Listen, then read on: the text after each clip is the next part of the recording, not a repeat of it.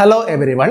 നമ്മളിന്ന് ഡിസ്കസ് ചെയ്യുന്നത് BPT, BSLP, BOT, അതുപോലെ തന്നെ BPO ഈ 4 കോഴ്സുകൾ ഇന്ത്യയിൽ എവിടെയെല്ലാം ഗവൺമെന്റ് തലത്തിലുള്ള നാഷണൽ ഇൻസ്റ്റിറ്റ്യൂട്ടുകളിൽ എവിടെയൊക്കെ ഈ കോഴ്സുകളുണ്ട്, അവിടേക്കുള്ള പ്രവേശന നടപടികൾ എങ്ങനെയൊക്കെയാണ്, എൻട്രൻസ് എക്സാമിനേഷൻ ഉണ്ടോ, എങ്ങനെയാണ് അപ്ലൈ ചെയ്യേണ്ടത്, ഈ കാര്യങ്ങളാണ് നമ്മൾ ഡിസ്കസ് ചെയ്യുന്നത്. ഓൾറെഡി പലതും സ്റ്റാർട്ട് ചെയ്ത് കഴിഞ്ഞു. ഓക്കെ, നമുക്ക് ഫസ്റ്റ് തന്നെ എയ്ഷ് മൈസൂരിന്റെ കാര്യം നോക്കാം. നമ്മുടെ ഏറ്റവും നിയറസ്റ്റ് ആയിട്ടുള്ള ഇൻസ്റ്റിറ്റ്യൂഷൻ ആണ് AIISH Mysore, that is All India Institute of Speech and Hearing എന്ന് പറയുന്നത്. നമുക്ക് മെയ് മാസം 17-ാം തീയതി വരെ ഇവിടുത്തെ BASLP പ്രോഗ്രാമിലേക്ക് അപ്ലൈ ചെയ്യാവുന്നതാണ്. മെയ് മാസം തന്നെ 26-ാം തീയതി ആയിരിക്കും എക്സാമിനേഷൻ ഉണ്ടാവുക. കമ്പ്യൂട്ടർ ബേസ്ഡ് ആയിട്ടുള്ള എക്സാം ആയിരിക്കും. കേരളത്തിൽ തൃശ്ശൂരും കോഴിക്കോടും എക്സാമിനേഷൻ സെന്റർ ഉണ്ടാകും. നമ്മൾ ആപ്ലിക്കേഷൻ കൊടുക്കാനുള്ള ആപ്ലിക്കേഷൻ ഫീസ് എന്ന് പറയുന്നത് ജനറൽ OBC കാറ്റഗറിക്കാണ് 2030 രൂപയാണ്. SC/ST കാറ്റഗറിയിലെ കുട്ടികളാണെങ്കിൽ PWD കാറ്റഗറിയിലെ കുട്ടികളാണെങ്കിൽ 1500 രൂപയാണ് എക്സാമിനേഷന്റെ ഫീസ് ആയിട്ട് വരുന്നത്. ഓക്കെ, ഇപ്പൊ നമുക്ക് എക്സാമിനേഷൻ എന്ന് പറയുമ്പോൾ കമ്പ്യൂട്ടർ ബേസ്ഡ് ആയിട്ടുള്ള എക്സാം ആണെന്ന് പറഞ്ഞു. നമുക്ക് 150 ക്വസ്റ്റ്യൻസ് ആണ് ടോട്ടൽ ഉണ്ടാവുക. അതിൽ 50 ഫിസിക്സ്, 50 കെമിസ്ട്രി, ദെൻ 50 നമുക്ക് ഓപ്റ്റ് ചെയ്യാം എയ്തർ ബയോളജി അല്ലെങ്കിൽ മാത്സ്. ഓക്കെ, കുറച്ചുകൂടെ ബെറ്റർ ആയിട്ട് നമുക്ക് പറയുമ്പോൾ നിങ്ങൾക്ക് ബയോളജി ആണ് നിങ്ങൾക്ക് ഈസി എങ്കിൽ അത് എടുക്കുന്നതാണ് നല്ലത്. കാരണം കുറച്ചുകൂടെ പ്രയോറിറ്റി കൂടുതൽ കിട്ടുക ബയോളജി ആയി. നിങ്ങൾ പഠിച്ചിട്ടില്ല, ബയോളജി പഠിക്കാത്ത ആൾക്കാർക്ക് വേണമെങ്കിലും BSLP പഠിക്കാൻ വേണ്ടി പറ്റും. അപ്പോൾ അവർക്ക് മാത്സ് ഓപ്ഷൻ അവിടെ എടുക്കാൻ വേണ്ടി പറ്റും. ഓക്കെ, ഇതാണ് നമ്മുടെ എയ്ഷ് മൈസൂരിന്റെ കേസിൽ. എയ്ഷിൽ ഏകദേശം 80 സീറ്റാണ് BSLPക്ക് ഉള്ളത്. അതിൽ 40 സീറ്റ് ഗവൺമെന്റ് സീറ്റും 40 സീറ്റ് സെൽഫ് ഫിനാൻസിങ് സീറ്റുകളാണ്. ഗവൺമെന്റ് സീറ്റ് എന്ന് പറയുമ്പോൾ അതിൽ ഏകദേശം ഒരു വർഷം ഒരു 25,000 to 30,000 ആ റേഞ്ചിലുള്ള ഫീസ് ആയിരിക്കും ഒരു വർഷം വരിക. എന്നാൽ സെൽഫ് ഫിനാൻസിങ് സെക്ഷനിലാണെങ്കിൽ ഒരു വർഷത്തെ ഫീസ് എന്ന് പറയുന്നത് ഏകദേശം 1 lakhന് അടുത്ത് വരും. അപ്പം ടോട്ടൽ 80 സീറ്റ് ഉണ്ട്. അതിൽ 40 സീറ്റ് ഗവൺമെന്റ് സീറ്റും 40 സീറ്റ് സെൽഫ് ഫിനാൻസിങ് സീറ്റുമാണ്. ഈ ഗവൺമെന്റ് സീറ്റും സെൽഫ് ഫിനാൻസിങ് സീറ്റിലും കുറെ റിസർവേഷൻ സീറ്റുകളുണ്ട്. OBC, SC/ST, EWS അങ്ങനെ ഡിഫറെന്റ് ആയിട്ടുള്ള കാറ്റഗറിക്ക് വരുന്ന റിസർവേഷൻ സീറ്റുകളും ഉണ്ട്. അപ്പൊ നിങ്ങൾ അപ്ലൈ ചെയ്യുമ്പോൾ നിങ്ങൾ കൊണ്ടുപോകേണ്ടത് സാധാരണ നിങ്ങളുടെ 10th മാർക്ക് ലിസ്റ്റിന്റെ കോപ്പി, അതുപോലെ തന്നെ ആധാറിന്റെ കോപ്പി, അതുപോലെ തന്നെ ഫോട്ടോഗ്രാഫ്, സിഗ്നേച്ചർ പോലുള്ള ബേസിക് ഡീറ്റെയിൽസ് മാത്രമേ അവരെ ആവശ്യമുള്ളൂ. അപ്ലൈ ചെയ്യേണ്ട സമയത്ത് ashmysore.in എന്ന് പറയുന്ന സൈറ്റ് നിങ്ങൾക്കത് അപ്ലൈ ചെയ്യാവുന്നതേ ഉള്ളൂ. പിന്നെ നമുക്ക് OBC അല്ലെങ്കിൽ EWS കാറ്റഗറിയിൽ വരുന്ന കുട്ടികൾ അല്ലെങ്കിൽ വേറെ ഏതെങ്കിലും റിസർവേഷൻ വരുന്ന കുട്ടികളാണെങ്കിൽ അവർ സെൻട്രൽ എഡ്യൂക്കേഷണൽ പർപ്പസിന് വേണ്ടിയുള്ള ആ സർട്ടിഫിക്കറ്റ് മേടിച്ച് അത് അപ്ലോഡ് ചെയ്യേണ്ടതുണ്ട്. ഇതാണ് എയ്ഷിന്റെ കേസിൽ പറയുന്നത്.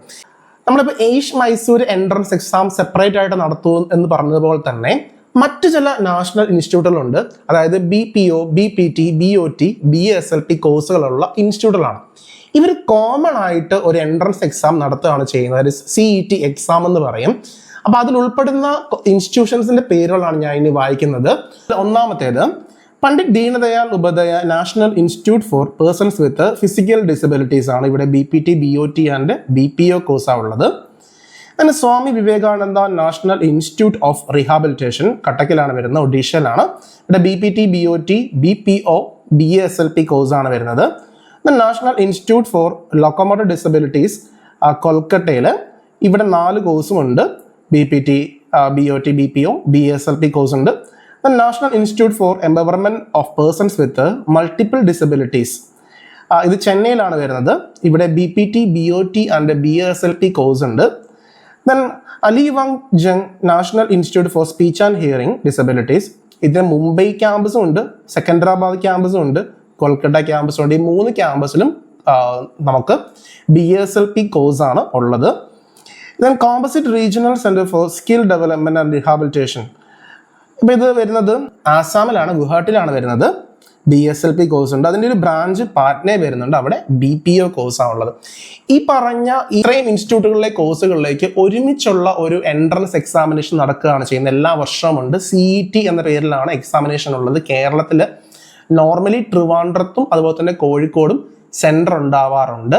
അപ്പം അതിൻ്റെ ആപ്ലിക്കേഷൻ ഇതുവരെ വിളിച്ചിട്ടില്ല. 2026 ഇതുവരെ ആപ്ലിക്കേഷൻ വിളിച്ചിട്ടില്ല. വളരെ അടുത്ത് തന്നെ ആപ്ലിക്കേഷൻ വിളിക്കും. നമുക്ക് ഏകദേശം ഒരു മെയ് 4-ാം തീയതി ആപ്ലിക്കേഷൻ വിളിക്കുമെന്നാണ് അൺഒഫീഷ്യലി ഞാൻ അറിഞ്ഞത്. ജൂൺ 28-ാം തീയതി ആയിരിക്കും എക്സാം വരിക. മെയ് 4 മുതൽ ജൂൺ 5 വരെ നമുക്ക് ആപ്ലിക്കേഷൻ കൊടുക്കാൻ വേണ്ടി പറ്റും. 28-ാം തീയതി ജൂണിലാണ് നമുക്ക് എക്സാമിനേഷൻ ഉണ്ടാവുക. ഇത് 100 മാർക്സിന്റെ ക്വസ്റ്റ്യൻ ആയിരിക്കും. 30 ഫിസിക്സ്, 30 കെമിസ്ട്രി, 30 ബയോളജി. പ്ലസ് 10 മാർക്കിന് ജനറൽ ആപ്റ്റിറ്റ്യൂഡ് ടെസ്റ്റ് ഉണ്ടാവും. ഇതാണ് നമ്മളുടെ ഒരു എൻട്രൻസ് എക്സാമിൻ്റെ ഒരു സ്ട്രക്ചർ എന്ന് പറയുന്നത്. ഓക്കെ, അപ്പം നമുക്ക് അതിൻ്റെ ആപ്ലിക്കേഷനും കാര്യങ്ങളൊക്കെ സ്റ്റാർട്ട് ചെയ്യുമ്പോൾ നമുക്ക് അതിൻ്റെ അപ്ഡേറ്റ് നമ്മുടെ വാട്സപ്പ് ഗ്രൂപ്പിലും അതേപോലെ തന്നെ നമ്മുടെ യൂട്യൂബ് ചാനലിലും അപ്ഡേറ്റ് ചെയ്യാം. ഇനി നമ്മുടെ ജാമിയ ഹമ്മർത്ത് നമുക്ക് ഡൽഹിയിലാണ് വരുന്നത്. സോ ഇവിടേക്ക് നമ്മൾ BOT കോഴ്സ് ഉണ്ട്. അത് നീറ്റിൻ്റെ സ്കോർ വഴിയാണ് നമ്മൾ അപ്ലൈ ചെയ്യേണ്ടത്. നമ്മൾ അപ്ലോഡ് ചെയ്ത് കൊടുക്കുകയാണ് വേണ്ടത്. നമുക്കറിയാമല്ലോ, നമ്മളെ ജിപ്മർ പോലെയുള്ള ഇൻസ്റ്റിറ്റ്യൂഷനുകളിൽ നമ്മൾ നീറ്റിൻ്റെ സ്കോർ നമ്മൾ അപ്ലോഡ് ചെയ്ത് കൊടുക്കുന്നത് പോലെ തന്നെ ഇവിടെയും ജാമിയ ഹമ്മർത്തിലും നമ്മൾ BOT കോഴ്സിലേക്ക് നമ്മൾ ഈ ഒരു നീറ്റിൻ്റെ സ്കോർ നമ്മൾ അപ്ലോഡ് ചെയ്ത് കൊടുക്കുകയാണ് വേണ്ടത്. ഈ കാര്യങ്ങളൊക്കെ നമുക്ക് വരും ദിവസങ്ങളിൽ നമ്മുടെ വാട്സപ്പ് ഗ്രൂപ്പിലും അതേപോലെ തന്നെ നമ്മുടെ യൂട്യൂബ് ചാനലിലും അപ്ഡേറ്റ് ചെയ്തേക്കാം. അപ്പം നിങ്ങൾ വാട്സപ്പ് ഗ്രൂപ്പിൽ ജോയിൻ ചെയ്തിട്ടില്ല എങ്കിൽ അതിൻ്റെ ലിങ്ക് ഫസ്റ്റ് കമൻറ്റിൽ കൊടുത്തിട്ടുണ്ടാവാം.